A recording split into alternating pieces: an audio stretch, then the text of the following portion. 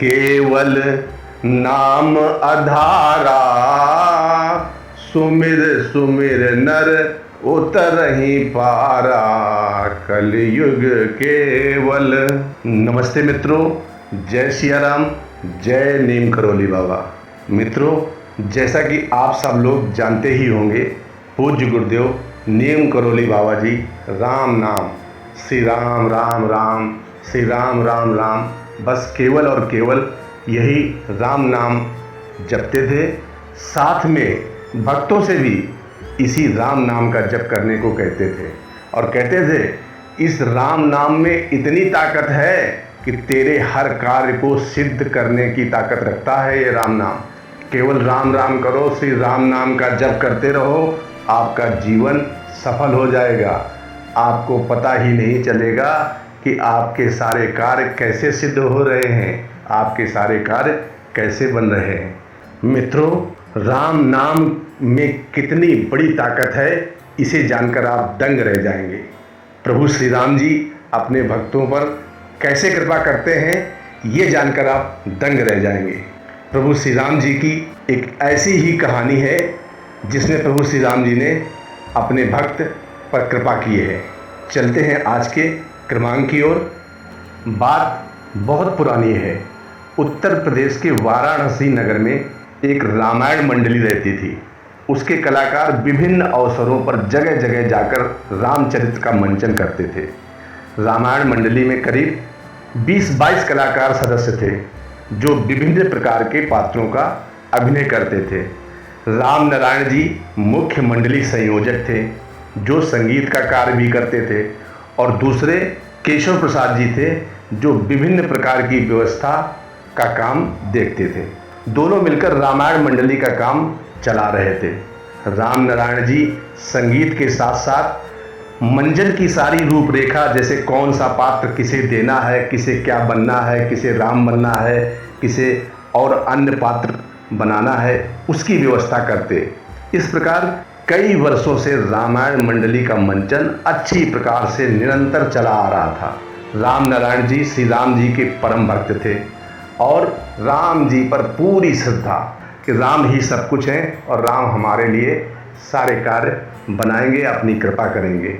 श्री राम नारायण जी मंडली के हर पात्र की सुविधा का बराबर ध्यान रखते थे। केशव प्रसाद जी का काम अन्य व्यवस्थाओं में प्रयोग होने वाली सामग्रियों को उपलब्ध कराने का था। पिछले कुछ दिनों से केशव प्रसाद जी और राम नारायण जी में आपसी दूरियां बढ़ गईं, मतलब आपस में उनमें पटना कम हो गया, दूरियां बढ़ गईं। दोनों एक दूसरे की बातों को अनसुनी कर देते थे। राम नारायण जी पर रामायण मंडली की पूरी जवाबदेही थी। एक बार रामायण मंचन की तैयारी चल रही थी। राम नारायण जी ने केशव प्रसाद को बुलाकर समझाया कि देखो भाई, राम का पात्र निभाने वाला बालक केवल 16 वर्ष का कमजोर बालक है।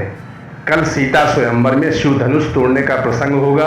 आप जो धनुष बना रहे हैं वह पतला और कमजोर बनाना, ताकि राम का पात्र निभाने वाला बालक धनुष को आसानी से तोड़ सके। अब चूंकि केशव प्रसाद जी की और राम नारायण जी से आपसी पटरी कुछ कम खाती थी, केशव प्रसाद के मन में आया कि यह बहुत ही अच्छा समय है राम नारायण जी को नीचा दिखा दिया जाए। ये सोचकर केशव प्रसाद जी ने एक लोहार से लोहे का धनुष बनवा दिया और उसके ऊपर पन्नी अन्नी लगा के तैयार कर दिया।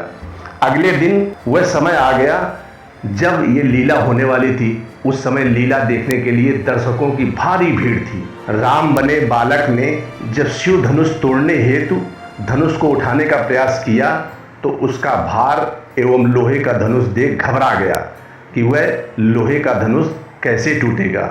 राम नारायण जी राम बने पात्र का चेहरा देखकर समझ गए कि कुछ न कुछ गड़बड़ जरूर है। उनको आभास हो गया था कि धनुष लोहे का है, इसलिए भारी है। लेकिन अब ऐसी स्थिति में किया क्या जाए। दर्शकों की भीड़ एवं उनका उत्साह देख राम नारायण जी अत्यंत चिंतित हो गए कि धनुष इस समय बदला कैसे जाए। उन्हें कुछ न सूझा। वे सीधे भगवान श्री राम का स्मरण करने लगे, विनती करने लगे, हे प्रभु, इस घोर संकट में हमारी रक्षा करो। वर्षों से हम रामायण का मंचन करते आ रहे हैं। हे प्रभु, हे भक्त वत्सल, हे प्रभु श्री राम, ऐसी परिस्थिति कभी नहीं हुई है। रक्षा करो प्रभु, रक्षा करो। आज की इस लीला की लाज रख लो प्रभु। आज राम नारायण की लाज आपके चरणों में है प्रभु।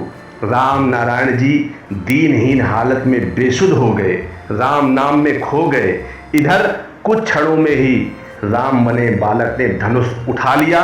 न केवल धनुष उठा लिया बल्कि उसे तोड़कर जमीन पर पटक दिया और धनुष टूटते ही जय श्री राम के नारे लगने लगे। राम नारायण दौड़े दौड़े आए और धनुष उठाकर देखा कि धनुष सचमुच लोहे का है।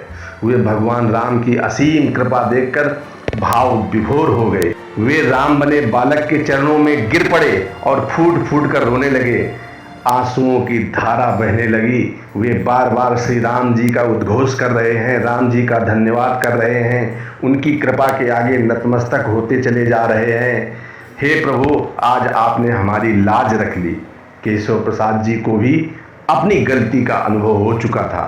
वह राम नारायण जी के चरणों में लिपटकर रो रहे थे, क्षमा मांग रहे थे। ऐसे हैं प्रभु हमारे श्री राम, हमेशा अपने भक्तों पर कृपा करते हैं।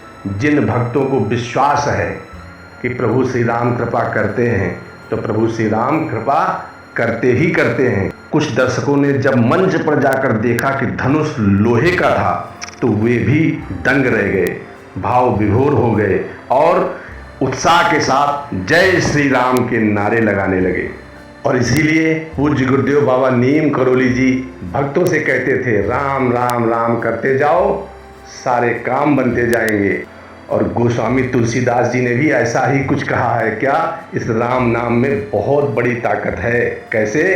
मंत्र महामणि विषय व्याल के, मेटत कठिन कुअंक भाल के। गोस्वामी जी ने कहा है कि यदि आपके भाल में, आपके कपाल में, आपके भाग्य में कुछ ऊट पटांग लिख गया है, कुछ उल्टा सीधा भी लिख गया है, तो इस राम नाम में इतनी बड़ी ताकत है कि ये आपके भाग्य में और कपाल में लिखे हुए ऊट पटांग को भी, अर्थात जो भाग्य में ऊट पटांग भी लिख गया है, उल्टा सीधा भी कुछ लिख गया है, उसको भी मिटाने की ताकत रखता है ये राम नाम, ये मंत्र, ये राम नाम महामणि है। मंत्र महामणि विषय व्याल के। मित्रों, आज का क्रमांक कैसा लगा कमेंट करके अवश्य बताएं। नमस्ते मित्रों, जय सिया राम, जय नीम करोली बाबा।